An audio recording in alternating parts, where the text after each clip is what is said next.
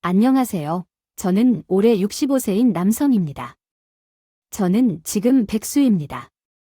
희망퇴직 신청해서 조금 일찍 퇴직했어요. 귀농한 지 1년 반이 되었지만 아직 논농사는 엄두도 못 내지만 밭농사는 시작했기 때문에 백수지만 마냥 백수는 아닙니다. 지금은 사별한 뒤 홀로 된 누나와 91이신 어머니와 함께 살아요. 아내는 없어요. 아내 이야기를 하고 싶어 하는데 부들부들 떨리는 손가락을 꽉 쥐고 사연을 쓰게 된 겁니다. 아내 생각만 하면 아직도 재작년 그저께 먹은 송편이 체하고 있는 것 같고 이가 떨립니다. 퇴직을 권하는 회사 분위기에 밀려 있습니다. 퇴직 신청을 할 때에는 정말 12번이나만 하루에 비참한 기분이 들었지요. 아직 하고 싶은 일이 있고 많은 일도 할 수 있는데 37년 동안 못 바쳐 일한 대가가 이건가요? 젊은 애들이 10명이 와도 제가 했던 업무에서 그들을 이길 자신이 있어요? 단지 나이가 든다는 이유 하나만으로 퇴직을 광고당하는 것에 피가 거꾸로 솟았다고요. 여기가 제 두 번째 직장이었고 37년 동안 한자리에 있었거든요. 대표가 회장의 손자로 바뀌면서 이루어진 일이라 할 수 없지만 서울대학교 졸업한 아들이 아무 힘없이 쫓겨나오는 것을 보는 어머니는 웃으며 서울대학교 졸업하면 뭐 할 거예요? 그땐 나가실 거예요. 그럼 묻지도 못하고 나와야 할 거예요. 다음 생에는 또 아들을 낳으면서 고등학교까지는 보내고 장사를 할 예정이에요.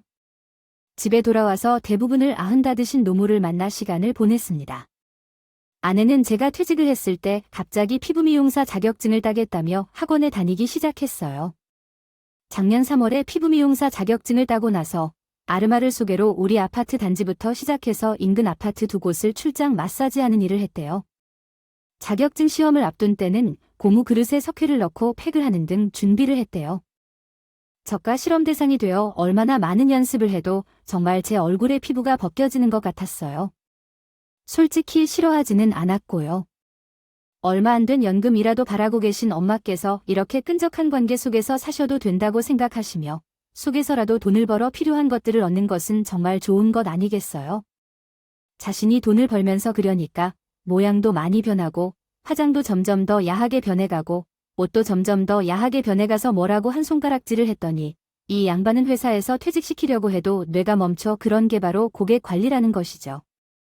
피부 마사지를 해주는 관리사가 진지하지 않으면 누가 저한테 피부 마사지를 받겠어요. 제가 퇴근한 이후에는 안에 숨겨둔 나쁜 버릇들은 단계마다 당신 퇴근이 될 거예요. 당하더니였습니다. 그때마다 저 사람이 나를 사랑하는 걸까? 왜 나랑 한평생 살았을까? 라는 의문이 들었습니다. 입장을 바꿔서 제 아내가 명예퇴직을 당했다면 그런 상처를 주는 말은 결코 내 입에서 나오지 않았을 것 같았거든요. 아내는 일주일에 6일은 일 나간다며 밖으로 돌아갔고 어머니와 나 둘이 모든 일을 다 해야 했습니다. 언젠가부터는 아예 반찬도 안 해놓더군요. 당신, 젊을 때부터 주말이나 모임에 가면 애들 밥을 해먹이고 했잖아. 이제 내가 바빠서 당신이 좀 해야지 라는 말을 수시로 하는 거였어요. 아무리 그렇다고 해도 남편만 있는 것도 아니고 시어머니를 모시는 여자가 그렇게까지 할 수 있을까 생각했고 남편이 퇴직하니 남편만 무시하는 게 아니라 시어머니에게도 함부로 하는 건가 싶었습니다. 시어머니를 두고 아침 8시에 나가서 저녁 9시에 들어오는 며느리를 우리 어머니는 그저 막연한 눈길로 바라보셨습니다.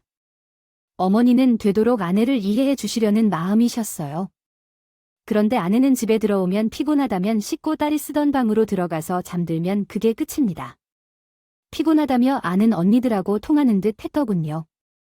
여자들 수다에 항상 그러니까요. 물론 이해합니다. 아내는 젊었을 적부터 남들보다 피로도가 심했어요. 그래서 새아이를 낳는 것도 무리였지만 셋째는 수혈을 받아가며 회복했고 항상 빈혈 지수가 낮았어요. 몸이나 자궁에 특별한 이유는 없지만 헤모글로빈 생성이 더딘 것으로 알려졌어요. 그래서 젊은 시절에는 집에서 살림만 했습니다. 갱년기가 지나 생리가 끝나고 나서는 살을 쪘는지 신나게 다니기 시작했어요. 남들은 피곤한 사람이 방에 들어가면서 안녕히 주무세요라고 말할 때 다행히도 어머니에게 주무세요라고 말씀드리기 시작했어요. 내일 아침에 뵙겠습니다. 그리고 다음날 아침에 일어나면 자기가 언제부터 빵하고 토스트를 먹고 살았다고 커피 내려서 베이컨 한 줄 구워 빵하고 자기만 먹고 화장하고 나갑니다. 여보, 요즘 아우지가 맛있을 때야 아욱 무침 사다가 된장 불려서 국 끓여드려. 이렇게 메뉴를 정해주고 나갑니다. 그리고 또 내가 반찬 가게에 열무김치 담가다 달라고 말했어요. 오늘 올 거야? 김치도 안 담그기 시작하고 반찬도 모조리 반찬 가게에서 주문해 먹기 시작했습니다. 아내가 저렇게 나오니 저는 아내의 수입이 궁금해지기 시작했어요. 도대체 얼마나 잘 벌면 얼마나 바쁘면 24시간 중 15시간은 나가 있고 반찬을 모조리 주문해 먹을까 싶은데 안 익어온 거죠. 아내의 말대로 저는 요리 실력이 있었고 어머니께 자문을 구해서 나몰입하여 계절 반찬을 만들기 시작했어요. 그런데 사람이 버릇을 잘못 들이니 자꾸 못 되어지더군요. 자기가 할 일을 내가 하게 된다면 그냥 반찬 투정을 하는 것 같아요. 집에서 먹는 음식을 만드는 사람이 밖에서 일하고 들어온 사람 입맛에 맞추지 못하면 뭘 하나요?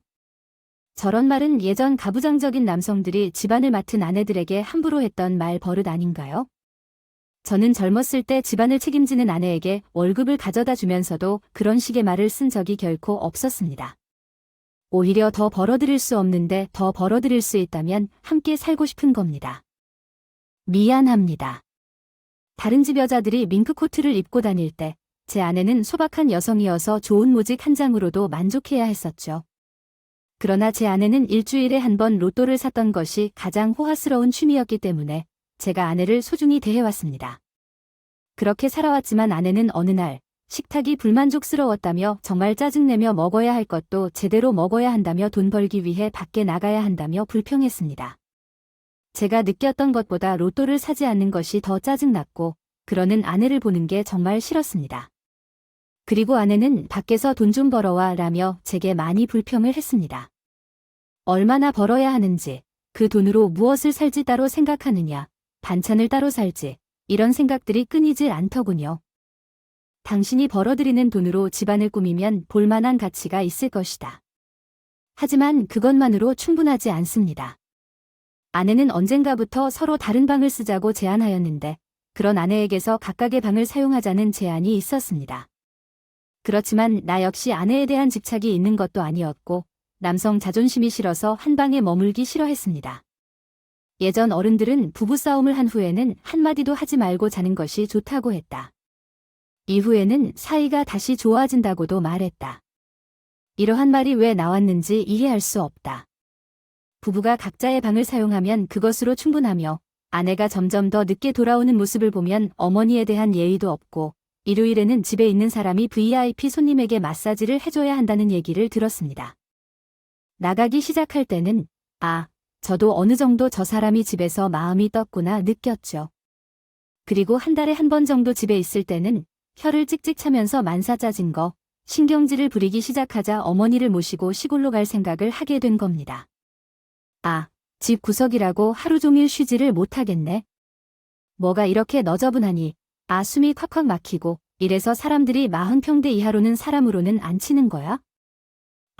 나가서 돌아다니다 보니 우리보다 잘 사는 사람들 집을 보게 되고, 그래서 우리 집이 초라해 보이는구나. 내 무능력까지 괜히 주눅 들고 쓸데없는 자격지심까지 생기는 지경이었습니다. 그러던 중에 우리 시골집이 재계약해야 할 시기가 다 되면 어떨까? 연락이. 저희는 약정된 기간 동안 사는 거라서 죄송하지만 이제 그 집에 내가 이사를 가서 살게 될 겁니다. 부모단행이 서울로 오시면서 고향집은 저를 주고 떠나신 것이고요.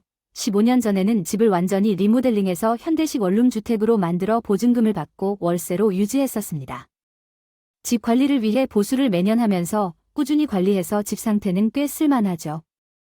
얼마 전 아내가 늦게 들어왔는데 목욕을 할 곳이 한 욕실뿐이라서 짜증을 냈고 아이가 방 한 구석만 들어가도 숨이 턱턱 막힌다고 말해서요.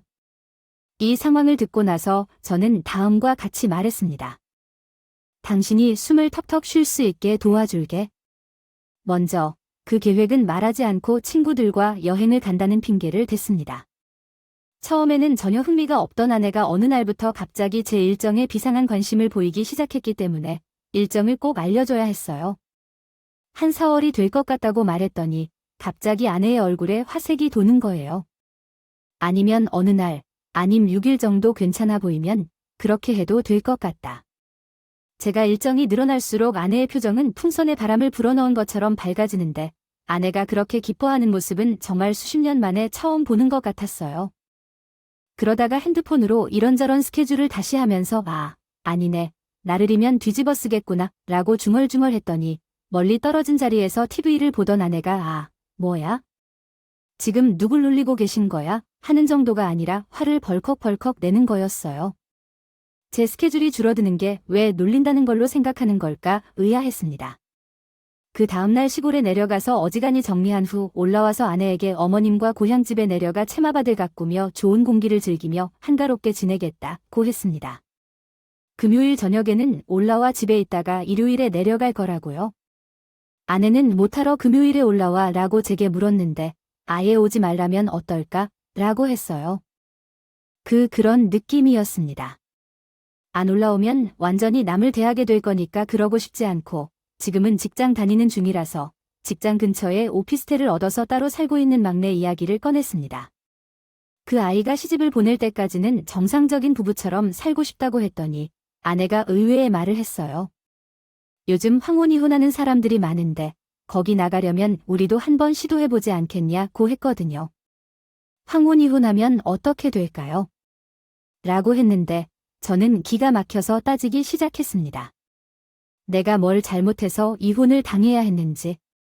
물론 어머님을 모시고 살면서 조심스럽게 행동하기도 했지만 이 나이까지 술을 마시고 들어오면 조용히 씻고 조용히 잠들었어요.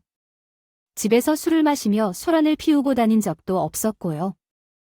60년 이상이 지나도록 흡연하지 않고 바람을 피운 적도 없으며 아내에게 부당한 대우를 한 적도 없습니다.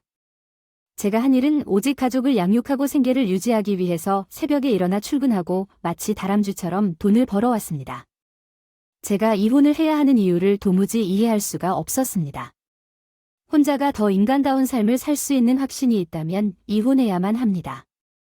당신이 은퇴한 다음 날 냉장고를 뒤져서 유통기한이 지난 잼까지 모두 버리고 몇 일 동안 옷장을 뒤지면서 이미 결정된 것을 알게 되었습니다. 부부 사이의 정은 오랫동안 떨어져 있었고 이제 아이들도 다 컸으니 이혼을 결정했습니다. 저희 중 반은 황혼 이혼을 한 고객입니다. 마사지를 받으러 다니면서 좋지 않은 것들만 보고 전해온 것 같습니다. 쓸데없는 소리는 그만하고 서로 존중하며 삽시다. 그 길로 차를 몰고 읍 부동산에 가서 입주 청소를 도와주실 분을 구해놓고 저는 서울로 와서 이삿짐 센터를 방문했습니다. 펜션처럼 풀옵션으로 준비해놓아서 전자제품이나 가구를 살 필요가 없었어요. 아니요, 요즘은 피곤해서 그런지 빈혈 치수가 늘 6.9대예요. 일이 끝나고 집에 들어오면 아무것도 못하는 게 많더라고요. 이사를 도와주지 못하는 핑계에 대꾸도 안 해주셨어요. 이사를 끝내고 나와서야 누나들께 연락을 했죠. 누나들은 모두 좋아하더라고요. 예전에 오가며 지내던 이웃들도 여전히 있었고 반가워해 주셨는데 정말로 애교를 부리는 고양이처럼 느껴졌습니다. 무엇보다 어머니가 제 살림 나셨죠.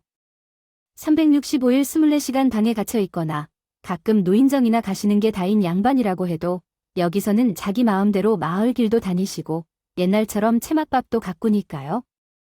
여기 오니까 내가 사람 같고 값어치가 생겼다. 내가 서울에서 어디 사람이었던 사람은 늙은 아닌이든지 일이 있어야 한다. 그렇게 한 달에 한 번도 서울에 못 가고 어머니랑 둘이 정신없이 집을 꾸미고 정리해 가는데 큰 누나가 카톡이 왔어요. 내 방 하나 비워놔. 나 다음 주에 이사 간다는 거예요. 세상에 누나에게 필요한 최소한의 가구와 살림 옷 이런 것만 싸들고 내려오겠대요. 마침 이웃에 급하게 집이 필요한 게 있던 요령입니다. 보증금은 얼마고 월세는 얼마의 사람이 있어 집을 내주고 내려온다는 건가요? 이미 집을 내놓아서 되돌릴 수 없다며 으름장을 뒀는데 제가 웃겨가지고요. 누나가 방을 맡겨놨어.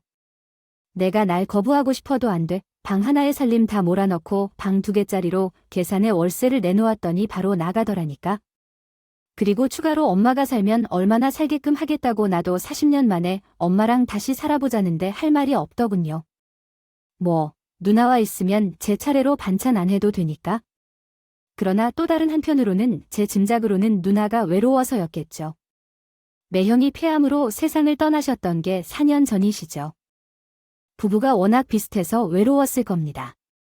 누나도 내려오고 40분 거리에 사는 작은 누나와 작은 매형도 일주일에 한 번씩 와서 자고 가고 어머니는 마치 예전에 자식들과 함께 자신이 살림의 주인이 되어 살던 때로 돌아가신 듯했습니다.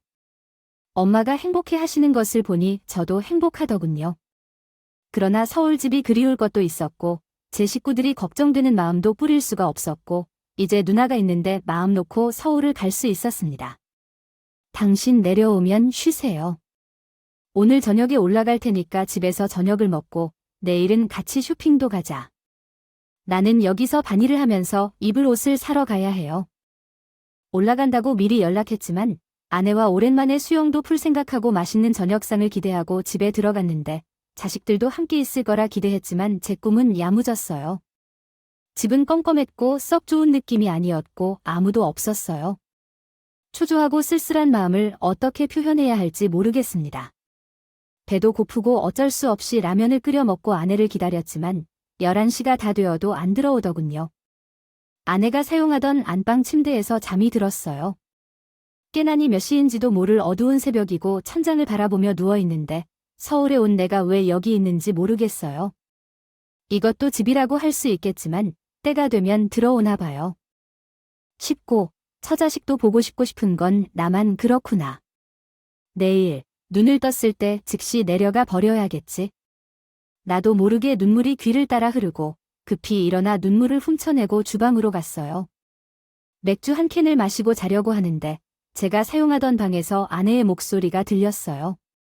자기 방에 제가 누워있으니 피해서 제가 사용하던 방으로 갔겠지만 그렇게까지 싫은 이유가 뭔지 생각하고 먹고 싶은 마음을 억누르기만 했습니다. 그리고 엿듣고자 했던 것이 아니었는데 아내가 울어서 못 듣지 않았어요. 언니, 나 자기 없이 못 사는 거 알지? 술 먹었다고 이러는 것이 아니라고. 언니, 나. 돈이 없는 여자라는 건 하루 이틀 아무것도 아니에요. 그리고 언니는 남자가 되어야 하는데 왜 그렇게 사람이 가볍게 대하는 건가 싶어서 상대가 이야기를 하는 것을 한참 동안 들었어요. 그러다 보니 돈이 많은 여자들이 언니에게 줄 수 없는 마음을 나는 줄 수 있을 것 같아요. 그런 상황을 겪고서도 그런 말을 하는 거예요.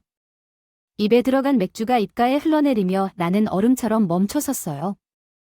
이제야 모든 게 이해가 되는데 나는 얼마나 둔감한 사람인지 모르겠어요. 작년부터인지 특히 밤마다 긴 전화를 주고받았는데 방문을 닫고 통화를 하다가 들어가 보면 같이 마사지를 배운 언니가 통화를 하고 있었어요.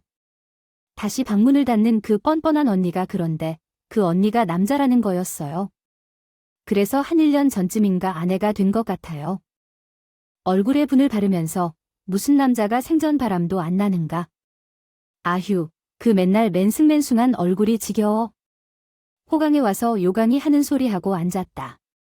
요강에 앉아도 좋으니까 좀 밖으로 나가서 돌아다녀. 밖에 가봐. 멋있고 세련된 여자들은 얼마나 많은데. 나한테 좋은 일 한다 셈치고 바람 좀 나라.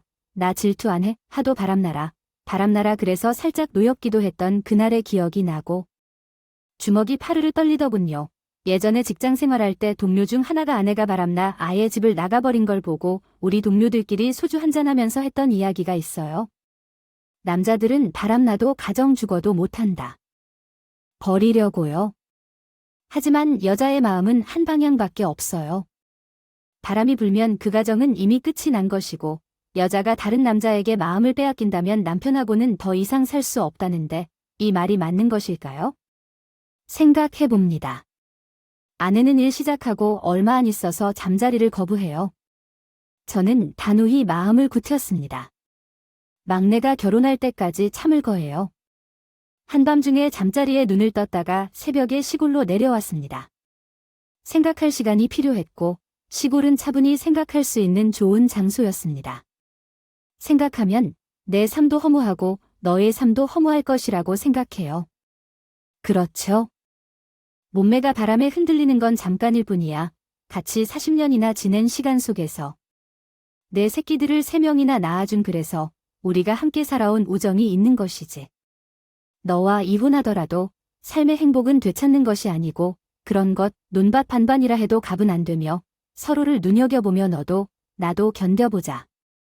결국 너도 즐기는 순간에는 즐겨라고 마음을 정돈하였습니다. 나한테 말론 등신이라고 해도 좋아? 이 나이에 이혼을 했다면 모두가 의심하고 손가락질하겠지. 아내를 손가락질하는 건 세상 신사의 마음이니까. 그렇게 멋진 남자처럼 정돈하였으나 아무리 공기도 좋고 산도 좋으면서 결국은 호미를 들고 밭으로 나가 땅을 부비적부비적하며 들었더라도 가슴에 안정을 주는 일은 불가능했어요. 서울 어딘가에서 평생을 헌신하고 모은 내 자산들이 내 집에서 뒹굴고 있는 모습을 상상한다 해도 즉시 호미를 들고 서울로 달려가 돈을 벌어들이고 싶었습니다. 하지만 참았습니다. 이혼하지 않을 것이고 차라리 안 보는 게 더 좋을 것이라는 생각에서요. 남자들은 불륜을 해보면 조심하는 경향이 많지만 여자들은 대담하다고 합니다. 정말 신기할 정도로 다 그렇게 나에게 적용되는 것인지 우리 집에서 읍으로 가려면 강을 건너 15분 정도 걸어야 합니다. 강변을 따라 국도를 타야 하는 게죠. 그리고 그 국도 근처에 모텔촌이 집결돼 있거든요. 서울에서도 일부러 찾아오게 될 만큼 라이브 카페촌도 유명합니다. 저 모텔들, 그것들은 트랙터로 밀어버려야 하는 나라 아니 난관을 겪을 수밖에 없는 것들이에요. 그날은 저는 마을 대형마트에서 장을 보고 국도를 따라 강변을 지나 집으로 돌아오는 길이었습니다. 풍차가 보이는 모텔을 지나는데 서울에서 사용하는 내 차가 보였어요. 나는 여기서는 중고 트럭을 몰고 다니는데 제 차를 운전하고 다니지 않고 아파트 단지에 세워두어요. 아내 차는 소형차입니다. 기가 막히게 생각했어요. 시어머님과 함께 있는 시골집에 있는 남편은 모텔에 올 때마다 차를 몰고 오는데 거기서 거리낌 없이 버섯을 채취하는 여자가 있었습니다. 그렇게 대담하고 뻔뻔한 행동을 해야 할 필요는 없는 것 아닌가요? 속으로 부부가 전생에 악연히 만날 것이라는데 너와 내가 철천지 원수였나 봐 라고 소리쳤습니다. 그리고 차를 세워서 차트럭에 짐을 싣는 칸에서 큰 삽을 꺼내 들고 서서 기다렸어요. 눈물이 칠칠이 흘러내려도 계속해서 국도를 오가는 차들을 지켜보던 중 국도를 건너는 어린 소녀가 자전거를 타고 나타났습니다. 그렇게 계시다는 군데요. 그리고 어머니 같은 여성이 뒤를 따라 자전거를 타고 오던 중 마주 오는 차를 막으려고 무턱대고 자신의 자전거로 달려들었던 상황을 목격했습니다. 당연히 차 운전사가 순발력이 있어서 아무런 사고 없이 지나갔습니다.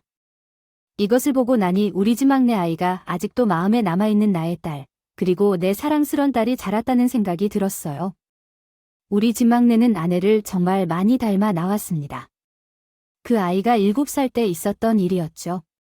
자전거를 타고 골목에서 놀다가 주머니에서 뛰어나온 공 때문에 사건이 벌어졌어요. 이 공이 튕겨져 나가자 아이는 무의식적으로 자전거를 타고 공을 따라 쫓았죠. 그런데 다른 골목에서 급격하게 좌회전을 하는 트럭에 아이가 사고를 당하기 직전 그 앞에 슈퍼마켓에서 뛰어나왔습니다.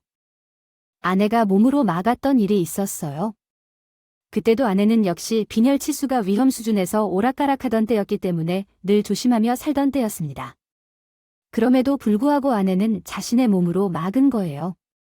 딸을 구하기 위해서였죠. 다행히 트럭 운전사는 순발력이 뛰어난 사람이었고 아내는 허리만 조금 삐끗해서 병원에서 일주 후에 퇴원해도 됐어요. 그때 어머니는 자식을 위해 죽는 게 엄마란 사람들이다. 너희들 남자들은 그렇게까지는 자신이 없지라고 말씀하셨어요. 그 기억이 갑자기 떠올라서 저는 그 당시 아내에게 엎드려 감사하고 팠던 마음이 다시 생각났습니다. 그래서 삽을 차에 올리고 트럭 뒤를 따라 운전했어요. 해야 할 작업을 완료하고 집으로 돌아왔습니다. 그러나 정말 사는 게 아니었습니다. 날로 우울해지고 말이 없어지는 나를 단지 퇴직과 연관시키고 답답해하는 어머니와 누나가 차라리 다행이었습니다. 엄마와 누나가 모르길 바랬으니까요. 저는 서울에 가지 않았고 아내도 또한 전화를 하지 않았습니다. 그렇게 가을이 지나고 겨울이 다가왔습니다. 서울에 있는 자식들도 몇 차례씩 다녀갔지만 그 누구도 우리 아내에 대한 이야기를 하지 않았습니다. 다만 엄마가 요즘 일 때문에 바쁘고 아빠와 사이가 벌어지고 있다는 것만 눈치채는 모양이었으니까요.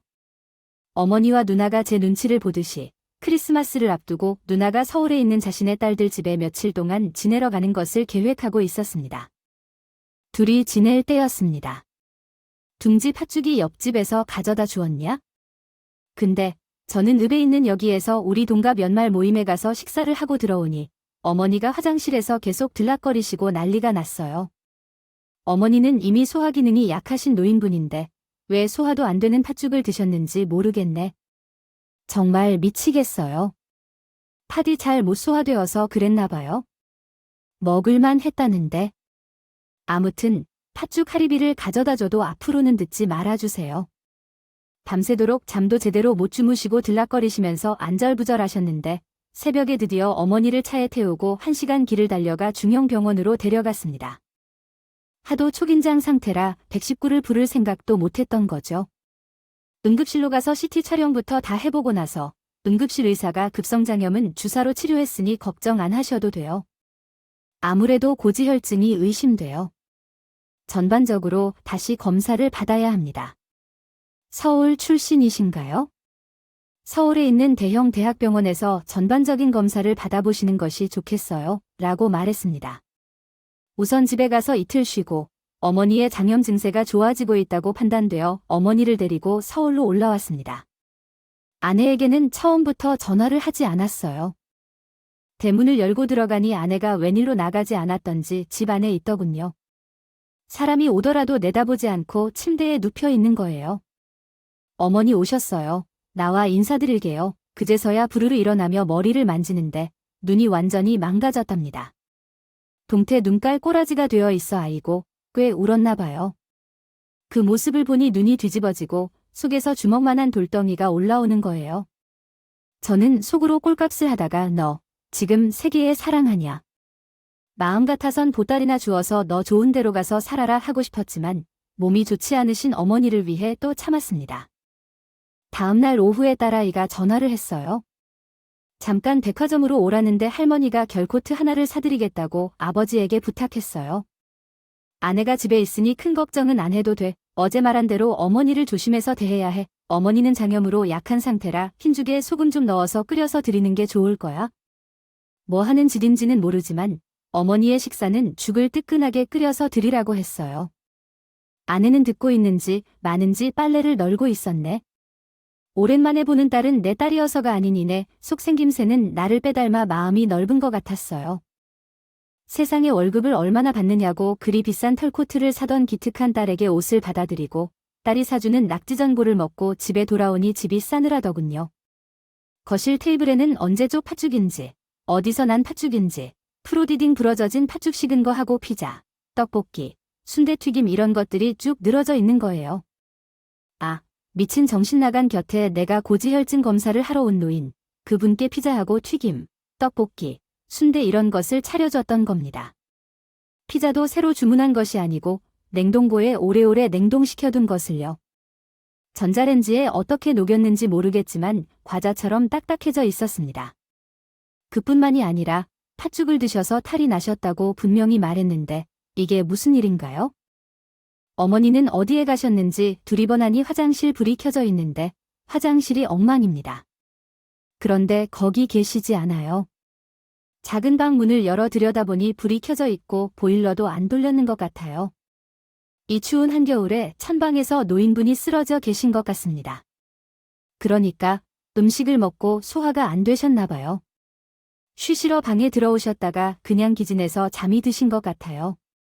피가 거꾸로 솟는다는 것은 어떤 것인지 알겠더군요. 저도 어디 야구방망이 같은 것이 있으면 들고 나가고 싶었지만 차분히 침착함을 되찾고 어머니를 바로 눕히고 이불을 2개 덮어드렸어요. 보일러를 확 올리는데 어머니가 잠이 깨신 것 같더군요.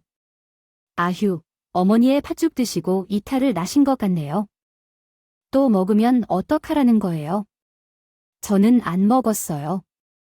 아니, 엄마가 가져다 두신 걸 안 먹었어요. 그래서 그 옆편에는 제가 온 후로 제가 한 이야기는 하나도 듣지 않고 건성이었던 이야기가 되었어요. 머릿속에 다른 생각을 하느라 팥죽을 먹고 탈이 나버린 얘기를 전혀 못 들었고 고지혈증 검사를 받으러 오신 걸도 안 들었어요. 그렇게 완전히 놓치셨단 거죠. 아니면 들었어도 마음을 쓸 여유가 없을 만큼 놓치셨거나 또는 노인네 병 때문에 돌아가실 것 같다는 것이겠죠. 엄마가 주무시는 걸 보고 나는 밖으로 나왔어요. 분명히 근처에 계실 것 같아서요. 먼저 들어오면서 보았던 건 아내의 차가 주차되어 있던 거니까요. 멀리 안 갔을 것 같은 예감이 들었어요. 아내 차가 항상 걷기 운동이라며 지하주차장 가장 먼 곳에 주차를 했는데 그곳으로 다시 가보았습니다. 안에 차가 그대로 있었거든요. 혹시나 해서 가까이 다가가 차창문에 손만을 가지고 들여다봤는데 그 광경을 보고 있는데 차라리 헛웃음이 절로 나왔습니다. 차 안에서 아내가 어떤 남자의 목을 껴안고 울고 있고 그 남자는 화가 난 듯한 얼굴로 다른 쪽을 쳐다보고 있었어요. 헛웃음을 멈추고 나니 바닥바닥이 떨어졌습니다. 하지만 참았어요. 몸이 지나치게 허약해진 어머니가 계셔서 고지혈증 약을 내려주어야 했기 때문이죠. 의사가 스트레스를 받지 않도록 조심하라고 누누이 주의를 준 것도 있지 않았으니까요.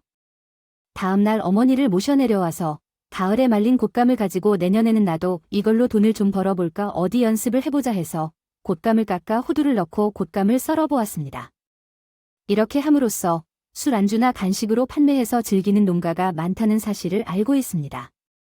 마음이 편하면 왜 이런 일을 하는지 궁금해했겠지만 마음이 괴로워서 무슨 일이든 하기로 마음먹어 억수로 많이 만들어 놓은 곶감을 가지고 작업을 하고 있습니다.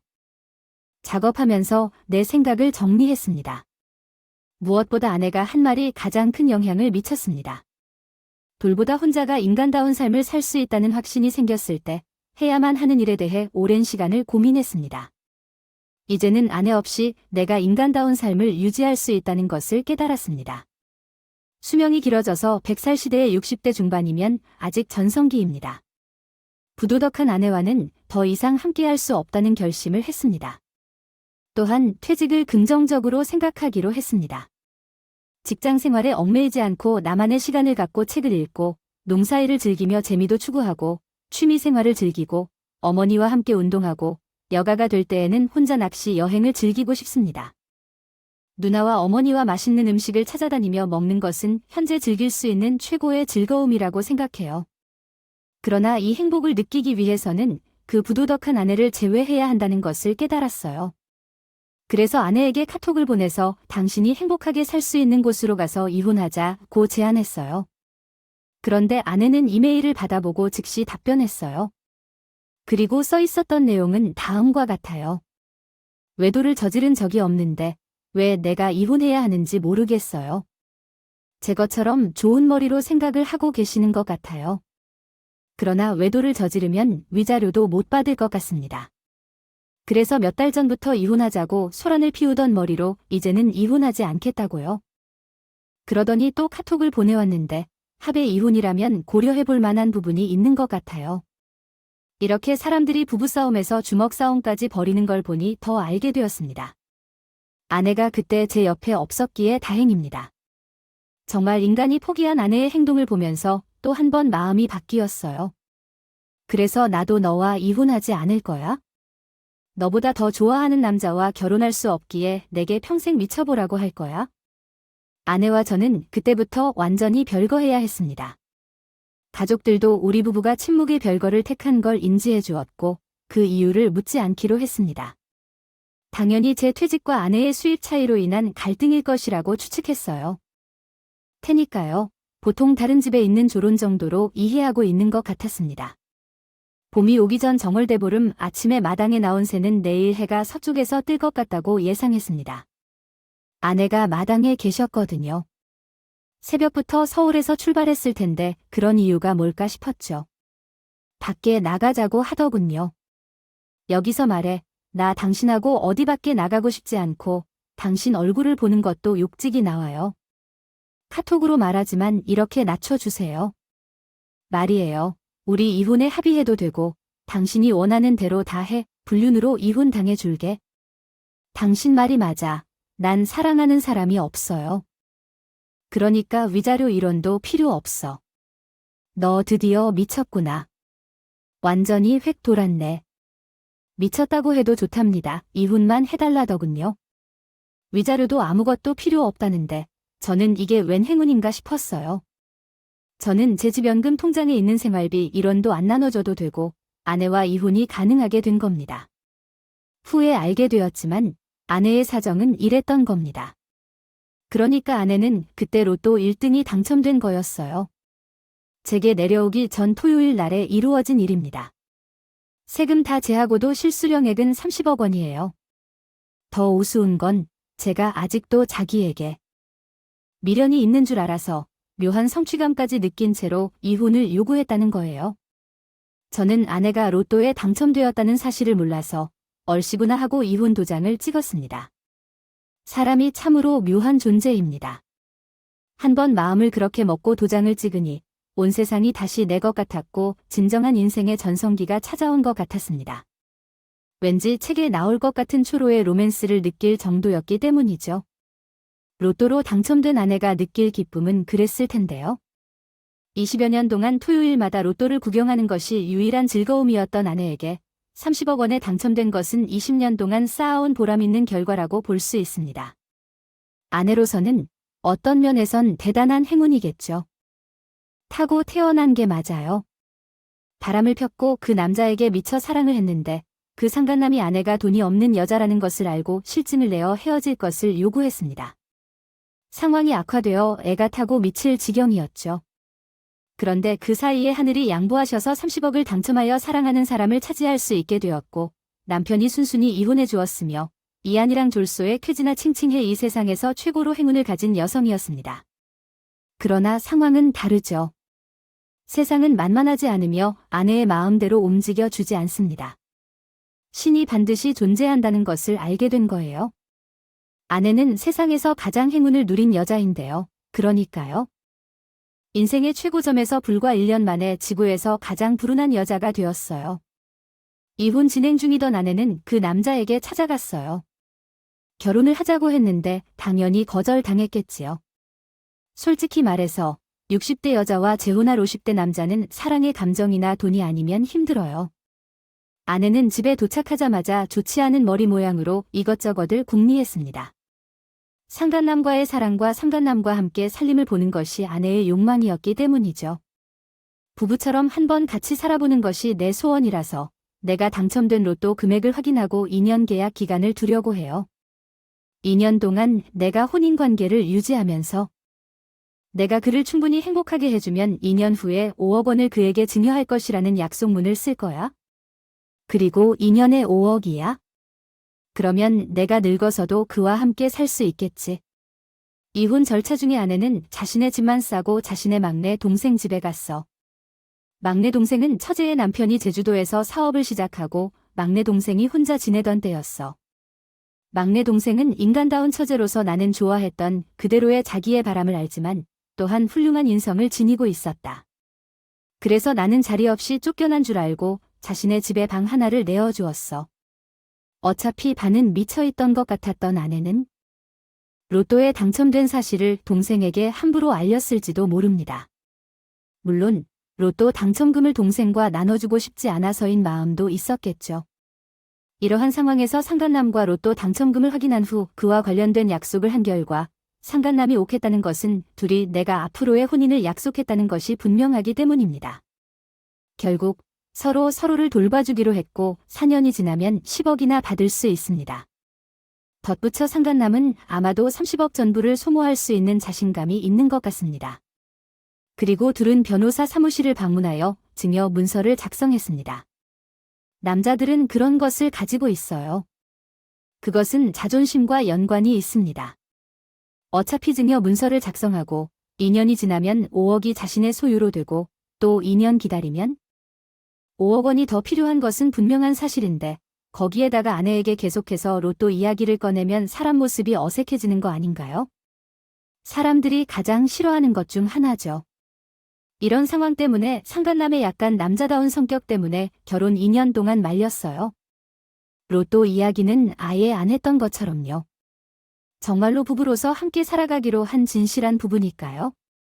결혼한 지 1년 조금 더 지난 어느 때 아내의 고향 아버지께서 갑작스럽게 대형 심장 수술이 필요하게 되셔서 약 6천만 원이 필요했던 모양이에요. 긴급하게 돈이 필요해서 아내에게 미리 돈을 달라고 말했던 것 같아요. 어차피 10달러 후에는 돈을 갚을 거니까요. 조금만 기다려. 수술이 급해. 그거 별거 아니니까. 아내는 그래, 지금 가자. 로또 당첨금을 받으러 신분증과 당첨용지를 가져 농협 본점에 갔어. 가는 차 안에서 당신 참 대단하다. 나 같으면 그 즉시 찾을 텐데. 그러게 나도 아예 싹 까먹고 있었네. 어차피 은행에 맡긴 돈이니까 언제 찾는 게 중요할까? 정말이야. 우와, 당신 진짜 대단하다. 뭐가 대단해? 그럴 수도 있지. 결혼하고 우리 얼마나 바쁘고 내가 얼마나 알았어. 나 코로나에 걸렸었잖아. 게다가 50세인데 그 와중에 피부 마사지 계속 받고 다녔잖아. 당신의 식당이 이전했죠. 새로운 곳을 찾으려면 어서 해야겠죠. 은행에 적금을 한 것이지만 그렇다고요. 그들은 담대하게 농협 본점으로 향했습니다. 창고에서 계속해서 오류가 발생한다고 하네요. 아내는 그때는 무사태평했을 텐데요. 농협이 이렇게 후진 줄 몰랐어요. 컴퓨터가 갑자기 고장나서 안타깝네요. 여러분은 알고 계신가요? 당첨 복권의 만료 기한은 지급일로부터 1년 이내입니다. 지급 기한을 넘긴 경우 당첨금은 복권기금으로 돌아가게 돼요. 농협은 아내에게 1원도 지불하지 않았어요. 아내는 어찌됐든 당첨금을 통장에 넣어뒀다고 생각하고 있을 테니까 작년 1년 동안 무사태평으로 지내면서 바쁘게 지내고 있는데도 한 푼이라도 더 벌어내고자 피부 마사지하는 일상을 계속하고 아프기도 자주 아팠으며 남편과의 적자 식당 이전도 하느라 한다. 그러나 놀라운 사실은 아내는 한 1년 1개월간 로또에 당첨된 것을 왜 깊이 잊고 있을까요? 더 재미있는 것은 남편 역시 로또에 대해 잊어버렸을 것이기에 여기 키패드가 있습니다. 앉았다 일어날 때나 급하게 움직일 때 빈혈로 고생했던 아내는 상간남하고 증여자를 꾸몄을 때 이제는 모든 게 해결되었다는 안도로 내 사랑이 내 자산이 되어가고 있다는 안도 속에서 갑자기 쇼크를 받았는지요. 봤어요. 쇼크는 별거 아니라 집에서 가끔 그러던 대로 앉아있다 일어날 때 어지러웠겠죠. 어지러워서 식탁 모서리를 잡고 넘어지고 말았고 그렇게 순간적인 단기 기억 상실이 와서 로또에 대한 것은 철저히 잊어버렸습니다. 일종의 신경증이라고요. 그래서 노이로제 증상에 해당하는 증상이에요. 그때까지 아내는 나름 사랑이라며 엄청난 스트레스를 받았고 갈등이나 좌절 등과 같은 감정을 오랫동안 받았기 때문에요. 농협에서 돌아오는 대로 남편이라는 자신을 사기로 고소하지 않은 것만으로도 다행인 줄 알았다가 이혼을 요구했죠. 그날 밤은 골반 구석방에서 자다 뒤에요. 자격을 잃고서는 다음날 새벽에 쫓겼습니다. 아내는 다시 막내 동생의 집을 찾아갔다는 걸 보여요. 커리어 2개에 아내의 평생의 모든 짐이 들어가 있습니다. 아내는 40년 동안 한 푼의 위자료도 받지 못했고 자식들도 1년 2개월 전에 엄마를 보지 않겠다고 선언했습니다. 또한 30억도 날아갔고 재혼한 남자로부터도 쫓겨났고 그 위에 막내 동생에게도 거절당했죠. 아마도 자식들이 받아들이지 않는다면 아내는 평생 그런 삶을 해야 할 것입니다. 그러나 바람질 좋은 아버지를 버린 엄마를 받아줄 자식들이 이 시대에 있는지 의문입니다. 아내가 아마도 남은 삶을 식당 저식당과 숙식으로 보내면서 살아갈 것으로 생각됩니다. 운이 없어도 제 전 아내처럼 운이 없는 여자가 세상 어디 있을까요? 저는 제 연금 통장에 비축한 돈과 서울 아파트 정리한 돈으로 어머니와 누나와 함께 행복하게 살 겁니다. 누나는 돈도 많지만 그동안 제 긴 이야기 들어주셔서 감사합니다.